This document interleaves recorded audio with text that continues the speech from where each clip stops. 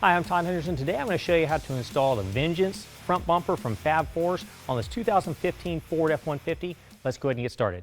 So the tow hook has to come off, so what we're going to do is we're going to pop loose the piece that goes over top of it. Now we got a couple of 15mm bolts that need to come out. We're going to take those out with an impact driver.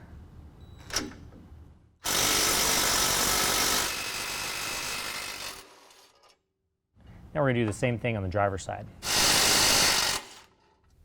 All right, so this truck has a 3.5 liter EcoBoost, so we've got an intercooler. If your truck has the intercooler, the shroud for the intercooler is going to need to be cut. So what we're going to do is we're going to follow that back to where we've got soft plastic that meets hard plastic. And there's kind of a nice little line that's already there.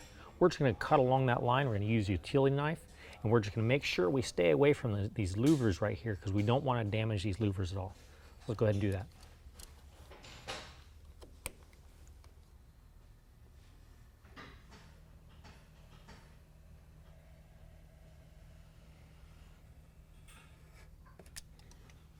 Now, if you're going to install your 20-inch light bar, you want to do so before you install the bumper.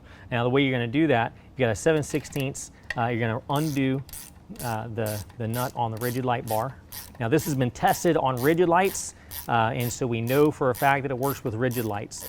Essentially, what we're going to do is we're going to drop the stud down into the slot on either side, making sure the washer's to the outside.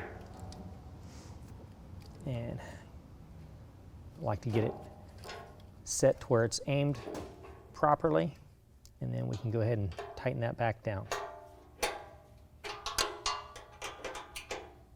Now we're going to install our optional rigid dually lights. I'm going to take the bracket, slide it in place.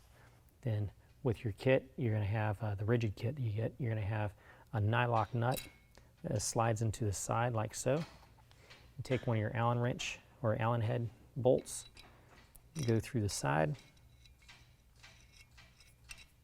and twist that in until it catches the threads on the nut. This is a 5mm Allen head. Then we go to our other side, exact same thing. Slip the nylock in there.